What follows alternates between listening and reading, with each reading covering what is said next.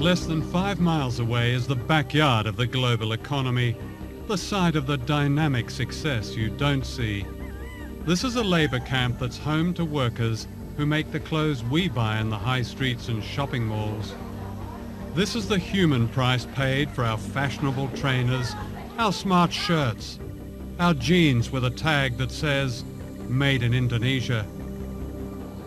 Young people living here who make the famous brands are paid on average the equivalent of 72 pence a day, about $1. That's the legal minimum wage in Indonesia. According to the Indonesian government, it's just over half a living wage. The dormitories are made from breeze blocks and packing cases.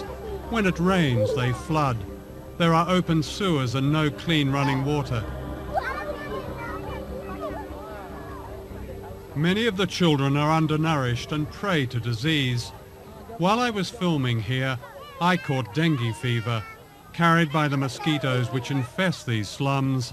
It kills children. The conditions here are not very different from workers' camps in other parts of Asia, in Africa and Latin America, where the famous brands are also made cheaply for lucrative Western markets.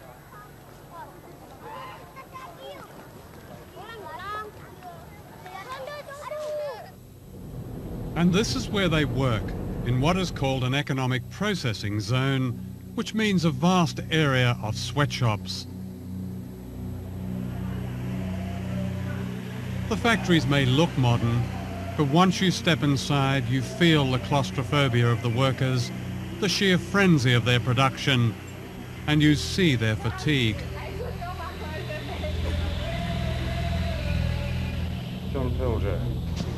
Posing as fashion buyers, we film secretly in this factory. The factories are owned by Taiwanese and Korean contractors who employ cheap labor to make the products of famous brands such as Nike, Reebok and Adidas. We looked at one famous brand, Gap. The working conditions we found are by no means the worst. So you do Gap, of course. You do lots of Gap. And I mean the quality control of Gap, I think, is excellent. In the future, We found more than 1,000 mostly young women working crowded together under the glare of strip lighting in temperatures that can reach 40 degrees centigrade. The only air conditioning is upstairs where the bosses are. Working hours can vary and can be increased dramatically when an urgent export order has to be met. We surveyed 5 factories regarded as typical, and I interviewed workers from all over Jakarta. You work a 24-hour shift with just a couple of breaks, and then 2 hours later you start another shift. So in effect you work a 36-hour shift. Saya kerja long shift tuh dari jam 7.30 sampai pagi lagi 7.30, pas terakhirnya sore jam 18.30. Are you given any choice? Nggak bisa. What would happen if you refused to do this 24-hour shift? Ya mungkin ada hukuman, tapi belum pernah menolak sih. Jadi takut aja. On these long 24-hour shifts, do you recall what labels you were packing? Kebanyakan Gap sama Olive. Do any of the people from the Gap company ever visit your factory? Sering. Do they ever ask you about or investigate the working conditions, your working conditions? Dulu pernah ada tuh, tapi di personal itu anaknya tuh udah dikontak duluan gitu, udah nggak boleh ngomong yang salah gitu, harus sesuai omongan dari personal dia. What did they tell you to say? Ya misalkan nggak bilang lembur longsip, terus pokoknya tidak boleh membuka rahasia perusahaan, tidak boleh menjelek-jelekan perusahaan. This is what the Gap company calls a code of conduct. In response to criticism, famous global brands like Gap have come up with these codes. They say the idea is to set standards and protect workers, but how effectively is it enforced? You have to come to Indonesia to really realize what codes of conduct means, and that it is almost useless to exercise or to implement code of conduct here in this country, because this government is always campaigning cheap labor here in Indonesia to attract the foreign investment, and codes of conduct cannot do anything about that. And because Indonesian workers is already very poor, and the rate of unemployment here is very, very high, so that people will work whatever kind of work they have, or how much they paid, they will still work. The Gap company stipulates a maximum working week of 60 hours. It says workers may refuse overtime without any threat of penalty. Are there people who do extraordinary shifts, like much more than 12 hours, even up to 24 hours? Ada, kemarin QC juga ya finishing itu dari jam 8 sampai jam 12 malam. Sampai jam 12 malam karena dengan alasan ini mesti diekspor. Kondisi mereka berdiri dari jam 8 sampai jam 12 itu berdiri, nggak ada duduk. 16 hours standing. Iya. Is that common? Kalau ekspor yang ini, ekspor harus selesai targetannya tanggal sekian, mesti. Is the Gap Code of Conduct displayed in the factory? Pasang sama sekali, bahkan peraturan perusahaan pun tidak ada yang dipasang di tingkatan pabrik. Nggak ada. Nggak usah kode etik. Peraturan di dalam perusahaan itu nggak pernah dilihatin dengan kami, apalagi kode etik dari suatu barang. These boxer shorts were made in one of the factories we investigated. Before we left London, we bought a pair at a Gap store in Oxford Street for £8. Out of that £8, an Indonesian worker gets less than 4 pence. It's the same for running shoes that sell here for £100. Out of that £100, a worker gets around 40 pence. That wouldn't even buy the laces. Ya kami kaget, benar-benar ya. Oh, ternyata kami dalam satu celana ini kami bisa menguntungkan pengusaha begitu banyak, apalagi ribuan celana. Sehari minimal kami harus menghasilkan 3.000 celana. Itu minimal. Last year, the chief executive of Gap earned more than $5.5 million. The profits of Gap were $1.38 billion, and this is typical of many companies. In order to protect the workers in this film, we have not named the factories we investigated.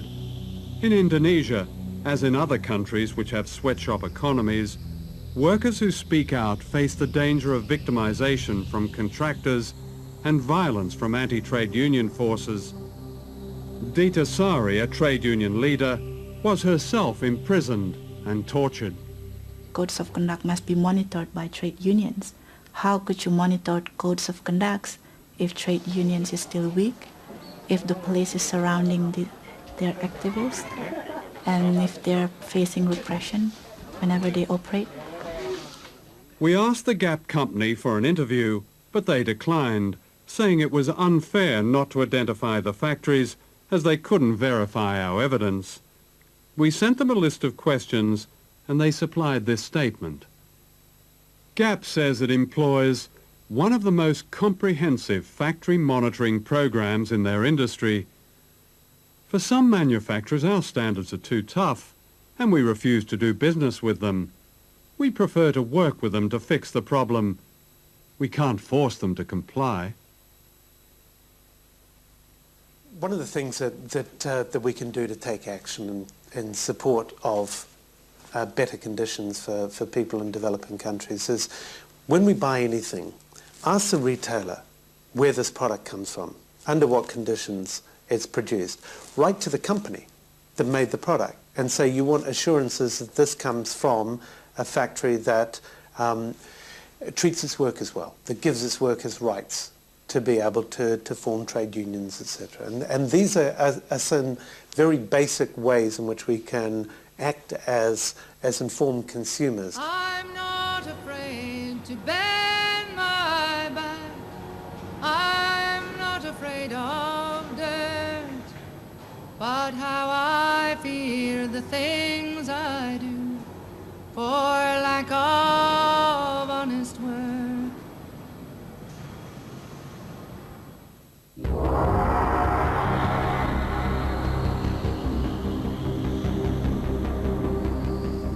Globalization in Asia has a secret history. The great sweatshops and banks and luxury hotels in Indonesia were built on the mass murder of as many as 1 million people, an episode the West would prefer to forget. But many people here have not forgotten. In recent years, people all over the country have begun searching for the remains of loved ones murdered when General Suharto seized power in the mid-1960s, aided by the United States and Britain.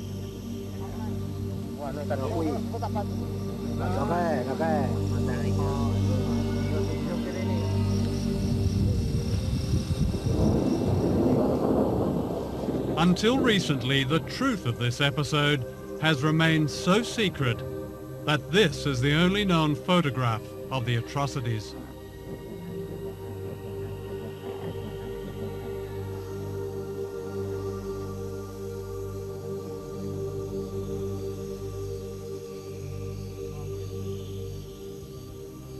One day in early October 1965, a gang of thugs entered this school in Jakarta and beat to death the headmaster. He was suspected of being a communist. His murder was typical of the slaughter of more than 1 million people, teachers, students, civil servants, peasant farmers. Described by the CIA as one of the worst mass murders of the 20th century, the origins of this terrible episode have been covered in mystery. Certainly it brought to power General Suharto. But what is now emerging is the extent to which he was secretly backed by the United States and Britain and by Western business leaders. Within a year of the bloodbath, Indonesia's economy was effectively redesigned in America, giving the West access to vast mineral wealth, markets and cheap labor, what President Nixon called the greatest prize in Asia. To Western business, the great value of General Suharto was that he succeeded in getting rid of the founder of modern Indonesia, Ahmed Sukarno, a nationalist who believed in economic independence for his people. He kept the great Western corporations out of Indonesia and threw out their agents, the World Bank and the International Monetary Fund. It was only when one of his generals, Suharto, seized power that the door was open to Asia's greatest prize.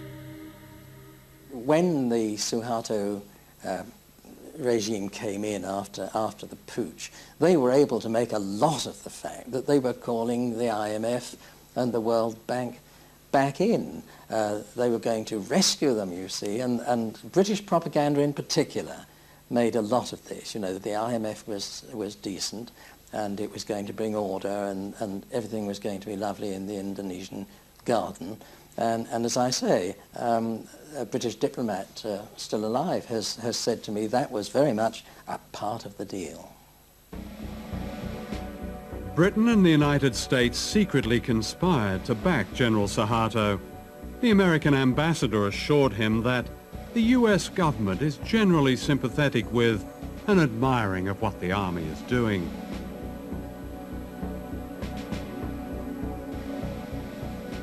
Thousands were rounded up.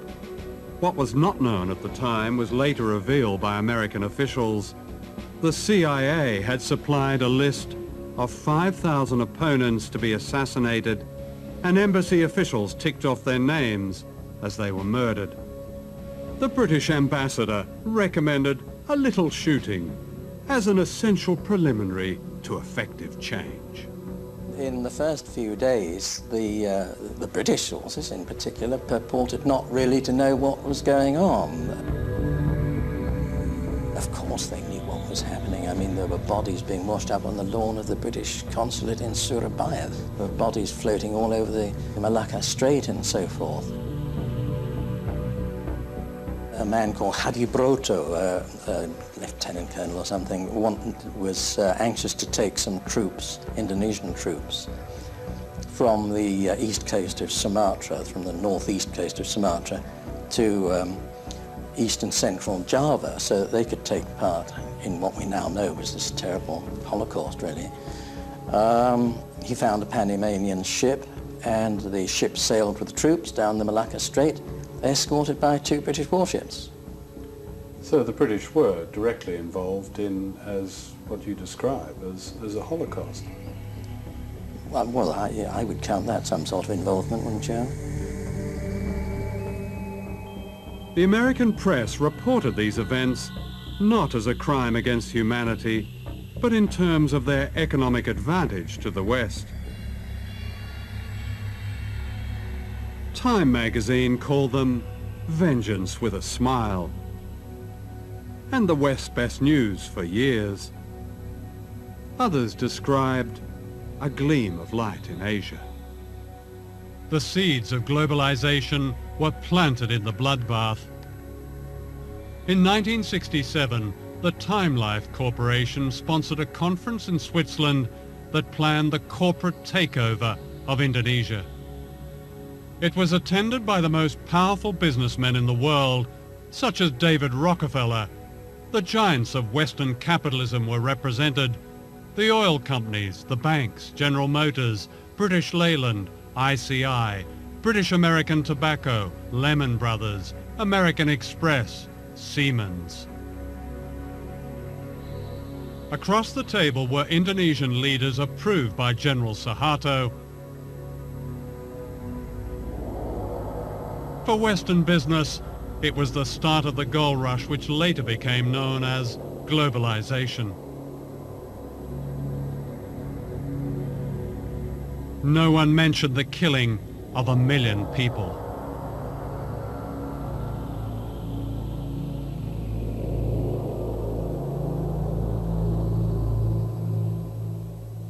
I've never, ever heard of a situation like this for any country, where global capital essentially holds a meeting with state and hammers out the conditions of their own entry into the country. The conference went on for 3 days. The first day was when the Indonesians spoke and essentially made their case. They divided into 5 different sections on the second day. Sectoral meetings, mining in one room, food services, light industry in another, banking and finance in another, Chase Manhattan was there, and simultaneously they hammered out policies that were going to be acceptable to these global investors on a sector-by-sector basis, with each of the people going around the table saying, this is what we need to see, this, and they basically designed the legal infrastructure for investment in Indonesia.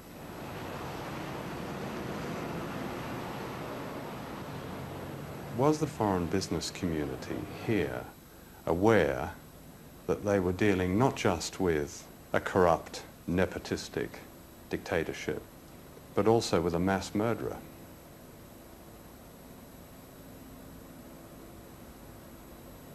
That's a very general question. Well, no, it's quite specific, actually. I mean, mass murder is mass murder.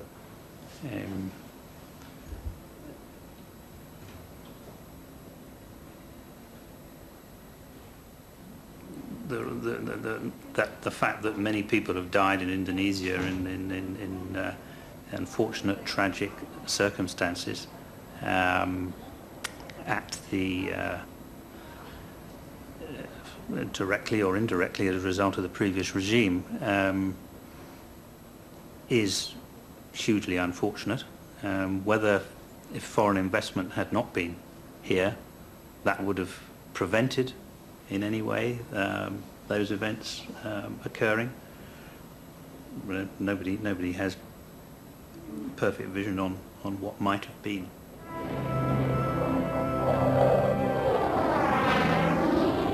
Globalization began in Britain in the 1980s when Margaret Thatcher dismantled much of manufacturing and poured millions of pounds into building up the arms industry. Indonesia became an important British arms market, and General Suharto was sold everything lethal, from fighter aircraft and missiles to warships and machine guns. Unknown to the British public, millions of pounds went to the dictator in export credits. In other words, a large part of his arms bill was paid by the British taxpayer. So important was Suharto as a business partner that the mass murderer was welcomed to London by the Queen.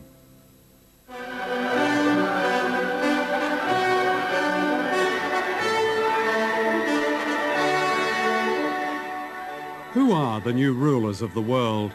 Their empire today is greater than the British Empire ever was.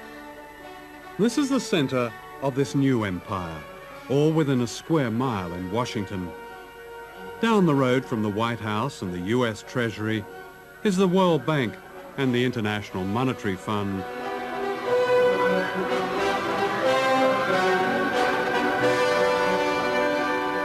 These two bodies are the agents of the richest countries on earth, especially the United States. The World Bank and the IMF were set up near the end of World War II to rebuild the economies of Europe. Later, they began offering loans to poor countries, but only if they privatized their economies and allowed Western corporations free access to their raw materials and markets. Debt has really been used as an instrument in order for the IMF and the World Bank to get their policies implemented in many developing countries. And we're into a situation now where the poorest countries are in a cycle, a vicious cycle of poverty. They can't get out. And the kind of debt cancellation that's been given still will not allow them to get out of this poverty trap. It's not a question of debt forgiveness, because actually many of the debts were incurred under pressure from the international institutions or were given in collusion with governments which weren't acting in the interests of their people. Let me ask you, do you know the difference between Tanzania and Goldman Sachs? Tanzania is a country that has a gross national product of $2.2 billion and shares it between 25 million people. Goldman Sachs is an investment firm which has annual profits of $2.2 billion and shares them among 161 partners. That's the world we're living in now.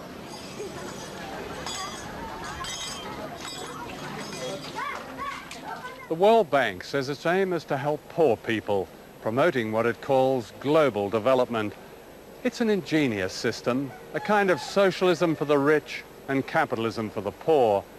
The rich get richer on running up debt, cheap labor, and paying as little tax as possible, while the poor get poorer as their jobs and public services are cut back in order to pay just the interest on debt owed by their governments to the World Bank.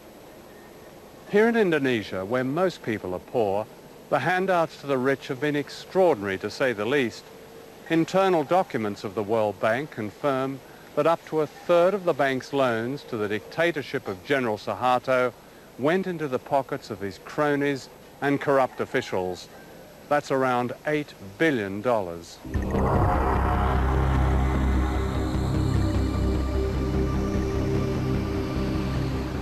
Globalization means that capital, big money, can be moved anywhere at any time without warning. In 1998, short-term capital was suddenly pulled out of Asia, crippling the miracle economy overnight.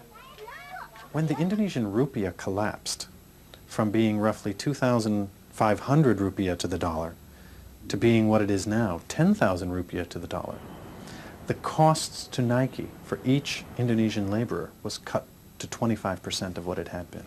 And Nike got a great discount on Indonesian labor as a result, and did not unilaterally raise Indonesian wages to the same standard they had been prior to the devaluation of the rupiah. With the economy collapsed and Indonesia on the verge of revolution, Suharto was forced to step down, having already stolen an estimated $15 billion. During his reign of more than 30 years, Suharto had handed out public utilities to his family and cronies. They owned most of the national power grid. Nothing was overlooked, from TV stations to a monopoly on taxis. Driving from Jakarta Airport, you even paid a toll to Suharto's daughter. These unfinished buildings are monuments to corruption on a scale unheard of in modern Asia, to what the World Bank called the miracle economy. The bank presents itself as an economic development agency focused on the reduction of poverty. But in fact, the bank operated during the entire Cold War as an institution that distributed resources to mostly authoritarian regimes in the Third World that supported the West in the Cold War. So you had the irony of the West claiming that what they were defending in the Cold War was democracy and a certain vision of freedom, but doing so by upholding dictatorships like Indonesia around the world. What they did was they had plenty of projects, some of which surely were valuable, many of which were not. Every one of these projects, from the Indonesian government officials' point of view, was an opportunity to skim, to live a luxurious life, and the accumulated theft over the course of Suharto's new order, roughly 3 decades, was $10 billion that's unaccounted for, out of a total of about $30 billion that was loaned. And when I said to the Auditor General of the World Bank, what if a group of Indonesian citizens or even the government were to challenge the World Bank in the World Court over this loss of money? The citizens who bear the burden of this debt never got the money. Why should it still sit on their shoulders to be repaid?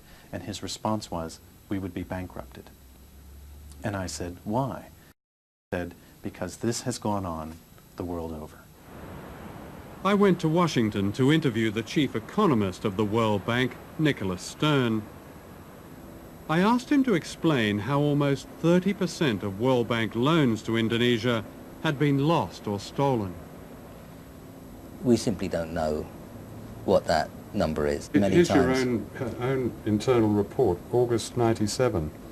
I quote, "We estimate that at least 20 to 30% of Government of Indonesia development budget funds are diverted through informal payments to government staff and politicians."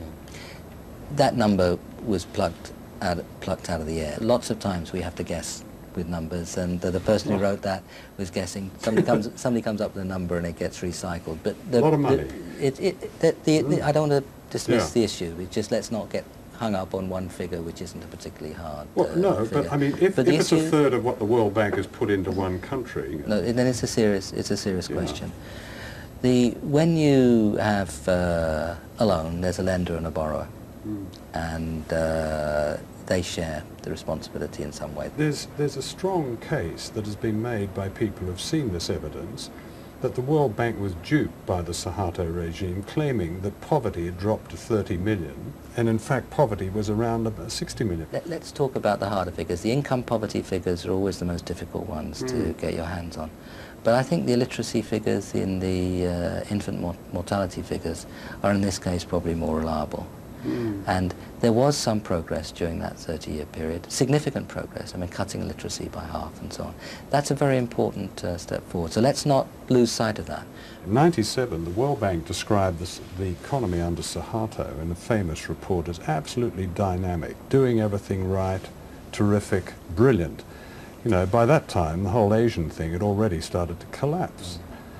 It wasn't until the following year that the World Bank, for the first time in 30 years, had anything to say about a regime that is guilty of mass murder. Why was there such a silence that seemed to a lot of people simply to be complicity with this murderous dictatorship?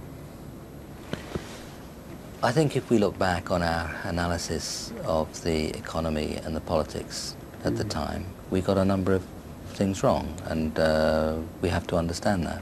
We're going to get things wrong again. Not so many people called the Asian crisis before it happened. We failed along with That's your job, though, isn't it? You're all economists with fantastic degrees and brilliant backgrounds, and how can you get it that wrong? We're going to get it wrong some of the time. I think non-economists get it wrong a lot more often than economists. But this isn't a precise game, and there are going to be a number of occasions in the future where we get things wrong too. So globalization creates debts, and debts creates misery, creates unemployment, creates the crisis, creates privatization, a lot of states' enterprise being privatized. So people will have to pay more to have an access for instance, like health, education. So it's not natural. Debts is not natural. It's designed. So in effect, the money stolen by the Suharto family is being repaid. Yeah. By us, by the children.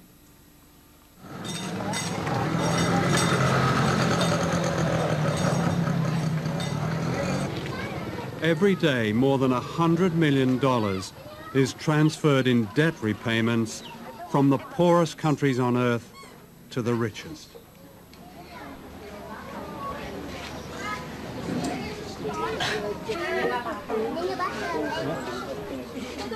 The poverty of families like this is paying off Indonesia's huge debt.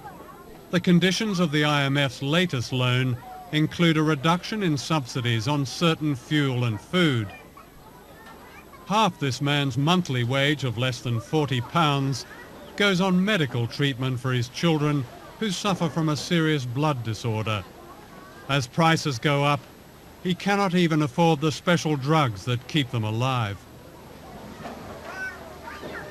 Keadaan anak saya yaitu yang pertama, dia menderita sakit. Jadi tiap bulan dia harus transfusi darah. Jadi kalau seandainya nggak transfusi darah, dia tiap akhir bulan itu pucat. Kayak sekarang contohnya, bibirnya udah pada putih dua-duanya. Jadi akhir bulan itu mesti harus transfusi darah. Itu udah pasti. Pusingnya bukan kepalang.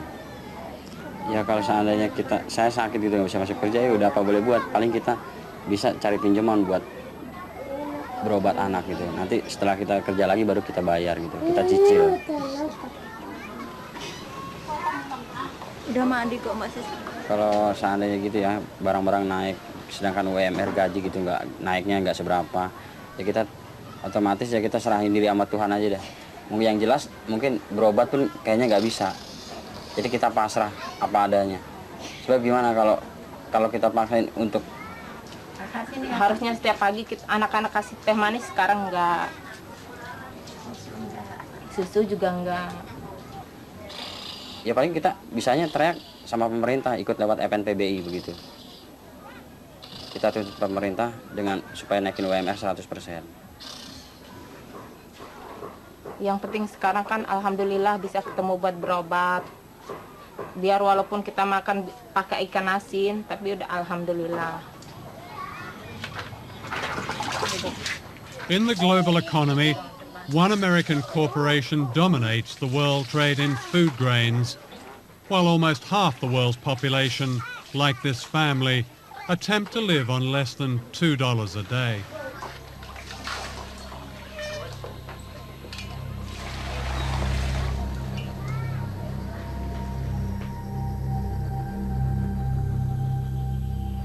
What do you say to those 17 million people who called for a complete, and I repeat, complete cancellation of debt as the only way to lift the huge number of poor people in the world out of poverty? I'd say two things. First, what will lift people out of poverty is not cancelling their debt, but what policies their countries pursue, whether they educate poor people, whether they give them health. And so the question, and then what sort of economies they try to run. Do they integrate them into the world economy, or do they run corrupt economies? Those are the primary determinants of how well countries will do. That is the answer to what determines whether people get out of poverty. It can be done. It has been done. Should we cancel the debt? Canceling debt is one way of giving resources to poor countries. Mm-hmm. What I'd like to see is a much greater flow of resources to poor countries. I'd like to see the markets of the industrialized countries opened so that these countries where people are poor and can produce agriculture are able to export. That's what will get them out of poverty. The statement debt relief is the only thing that will get them out of poverty is wrong. It would help, provided it is accompanied by a whole set of other measures. But surely debt, even in one's own life, and especially a poor person's life, is the greatest cause of real poverty. No. And when you have a country devoting half its budget to paying off a debt, when you have the poorest countries in the world sending out millions of dollars into the rich world, surely as a priority, that debt has to be either relieved substantially or go altogether. Doesn't that make it just seems common sense to me? If I got that wrong? Yeah, you've got it wrong. Oh, let me explain. Okay. First of all, you are indebted, and I am indebted. And I would not be better off if I asked somebody to come and cancel my debt, because I'd never be able to borrow again. And debt is a normal way of borrowing in order to do things, purchase goods, invest, when you don't have the resources, and they'll generate an income and you'll repay. So the notion that all debt should be canceled is a bad one. Financial systems operate on the basis of debt that is paid. The Human Rights Commission of the United Nations, in a very comprehensive report, said, and I quote, "The institutions of globalization have yet to seriously address the issue of human rights in a democratic fashion. Globalization has caused global conditions of inequality and discrimination." What's your response to that? I simply can't respond because I have no idea what evidence they're referring to. Globalization has caused discrimination? I'd have thought it was the opposite. I'd have thought that... No, for instance, they singled out workers in third world economic processing zones. Again, part of a prescription, may not be IMF prescription, but certainly part of a global prescription, in which it said these workers were prey for exploitation, and because unemployment, for instance, they mentioned Indonesia, had been forced down by the so-called economic crisis of the late 90s, their human rights were lost. No, Indonesia grew as a result of integrating into the global economy from the 60s on, and incomes in Indonesia rose. It was a dictatorship. Some of their rights were suppressed, and it was a very bad dictatorship. Excuse me, Mr. Fisher, as you say, some of their rights were repressed. A third of the population of East Timor died or were killed under the Suharto regime. What are you asking me that question for? Do you think we supported the Suharto regime? Well, don't be ridiculous. Well, did you speak out against it? Did your institution, the IMF, speak out? The World Bank didn't. The first time after 30-odd years in there, the first time they spoke out was 1998. What did the IMF say about it? When the IMF went into Indonesia, it insisted on a removal of a host of corrupt practices that began to weaken that regime. It was not an intended consequence, but it was intended that we went in and helped remove the corrupt practices in a variety of monopoly areas.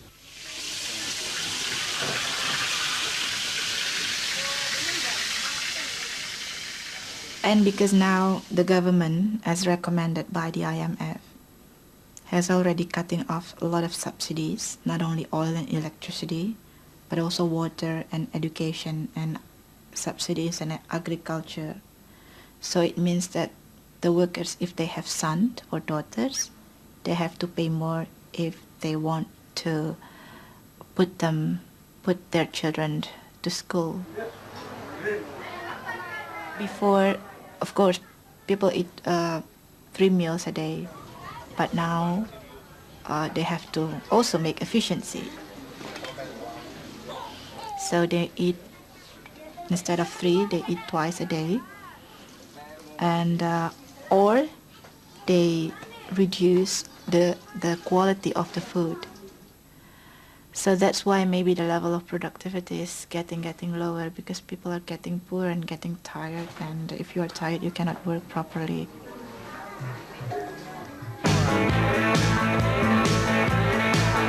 You know capitalism is a burden law. It says it don't count unless it sells. When it costs too much to build it at home, you just build it cheaper someplace else. Well, it's down on the union and was made in the USA. 2 years ago, thousands of protesters from all over the world converged on the American city of Seattle, where the World Trade Organization was meeting. This was news because it happened in America. And yet throughout the world, in Africa, Latin America, Asia, a deeper movement against globalization has been growing for years, but this is not considered news. On every continent, millions of ordinary people have protested against the power of the IMF and the World Bank and the imposition of Western power. People have marched and petitioned against privatization, against selling off their water, against turning their farms into suppliers for the dinner tables of the rich. Now the protests have spread to Western countries, from Seattle to Melbourne, London to Genoa. The coverage of these events follows a pattern. It seems it's only news when there's violence, even when the great majority of the protesters are peaceful. In contrast, the violence of the economic policies they are protesting about is seldom news. In the weeks and days leading up to May Day in London, the police and the government orchestrated a propaganda campaign. The aim clearly was to alienate the public from the demonstrators by representing them collectively as violent and by suppressing the very issues that have public support. The limits of tolerance are passed when protesters, in the name of some spurious cause, seek to inflict fear, terror, violence and criminal damage on our people and property. To Tony Blair, the rich getting richer and the poor getting poorer is a spurious cause. When May Day came, 6,000 police turned part of London's West End into a giant detention camp. I think the issue of violence, which we're constantly asked about, is our main way in. I think that the key to these things is actually getting mass amounts of people involved, because the media will put one point of view across time and time again, you know, the mindless hooligan side. But when you think about the mass redundancies, the poverty, the starvation, the literal raping of a country through third world debt and what have you, you know, that is violence on a huge scale. It's genocide. The newest ruler of the world is the World Trade Organization based in Geneva. The Economist magazine calls it an embryo world government, and yet no one has voted for it. The effect of its policies make it illegal for governments to hinder the profits of big business. This is known as free trade. If there's one feature about the global economy, it's the companies have globalized. But we haven't regulated the global companies. And that's the change that we've got to put into this international system if we're ever going to get rules that are fairer to workers, fairer to the world's poor, fairer to all of those who are affected by this international production system. People can't stand by, they can't be spectators when we're faced with forces like this. They join this movement and the movement starts to gather momentum. Already we've had some extraordinary successes. We managed to stop the implementation of a crazy idea called the Multilateral Agreement on Investment, which would have allowed corporations to sue governments for the removal of any law which they didn't like. Now that was being promoted, that idea, by the 29 most powerful countries on earth. It was being promoted by all the major multinational corporations and all the big institutions such as the World Trade Organization. And a ragged band of dissenters around the world managed to stop it. We beat them. And if we can beat that, we can beat anything. What is with the people is the fact that the corporations and the superpower are using more and more fabricated propaganda. People can now see through the spin. People know they cannot believe anymore what is said. And the people are starting to withdraw their support. They're starting to say, no, a government that only protects the Pepsi and the Coke and the McDonald's is not our government. In rich countries like Britain, globalization is well advanced.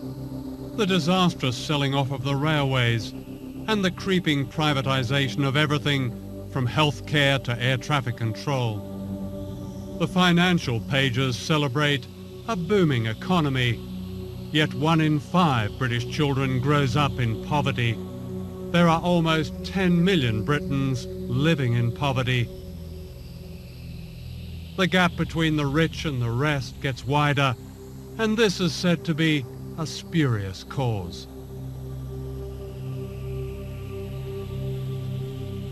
All over the world, millions of ordinary people are asking why they have no say in decisions that bring hardship to their lives.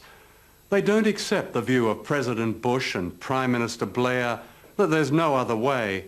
In Britain, the fact that only 25% of the electorate voted for the Blair government is part of this great unease.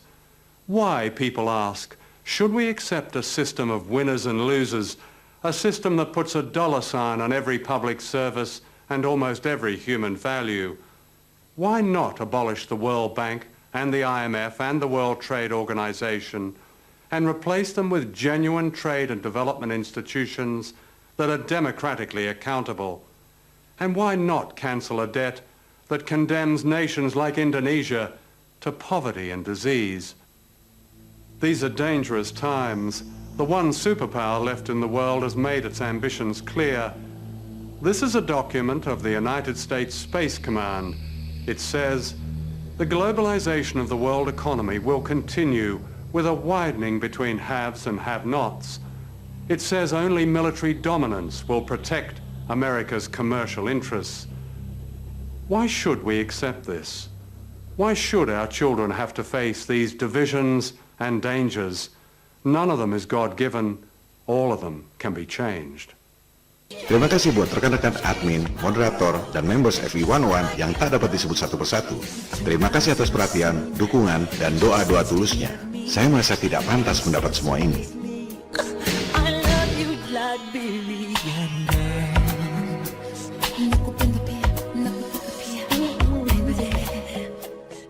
Is this the real life?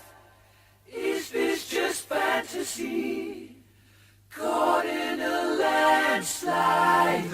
Jika Anda memperoleh kesuksesan, sudah pasti banyak haters dan trolls yang iri dengan prestasi Anda. Mereka hobi mencaci maki, membuli, dan memfitnah lewat medsos. Here's Johnny.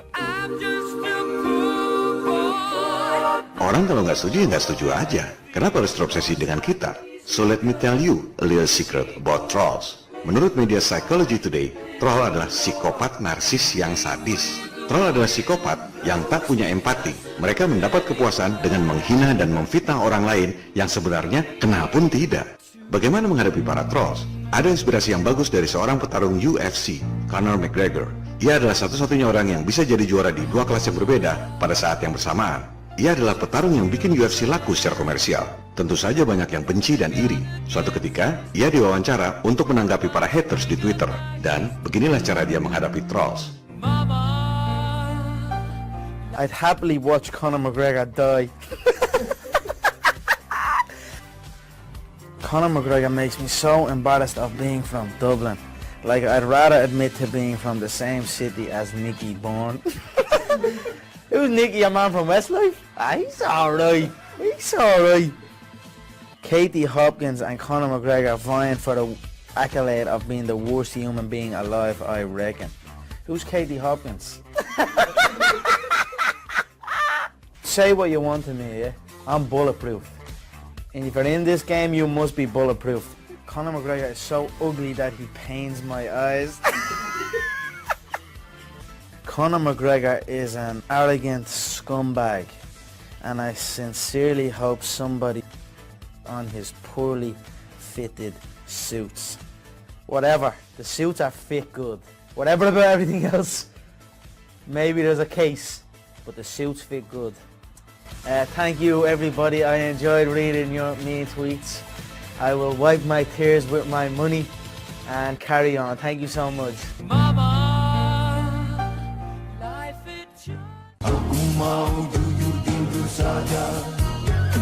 Kalangan Flat Earthers Indonesia adalah orang-orang yang nuraninya tergerak dan mau berbuat sesuatu atas segala kebohongan dan kezaliman yang dibuat oleh elit global terutama dalam 100 tahun terakhir.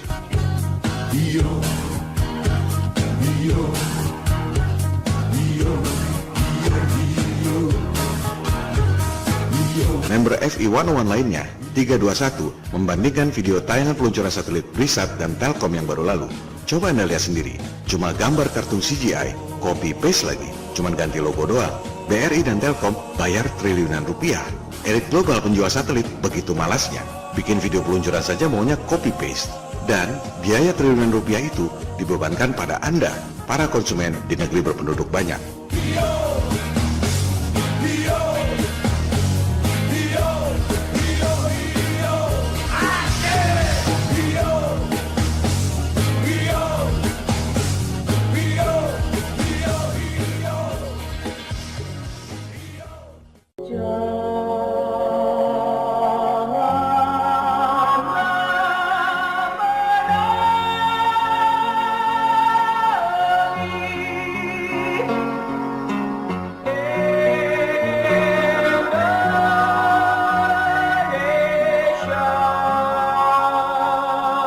Serial video 12 episode Flat Earth 101 ini sudah selesai.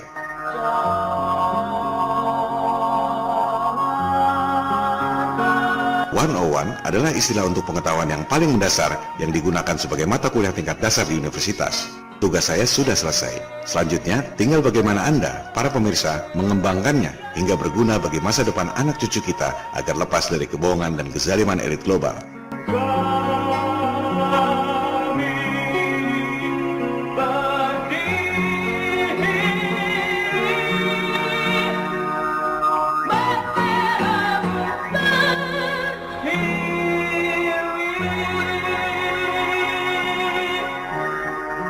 Langkah selanjutnya adalah menggulirkan 3 fokus gugatan people power ke kalangan intelektual. Jangan cuma memuaskan rasa ingin tahu, hindari debat awam versus awam. Yang tidak setuju, tinggalkan saja karena itu hak mereka. Jika diperlukan, kita dapat membuat episode khusus tentang gugatan people power ini, sehingga memudahkan bagi para flat earthers dalam menggulirkan gugatan.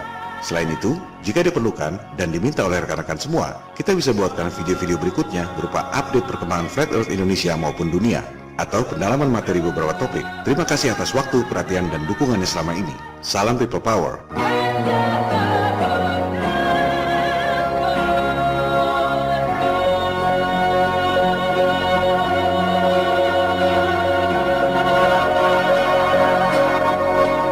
What we doing live? Echoes of eternity.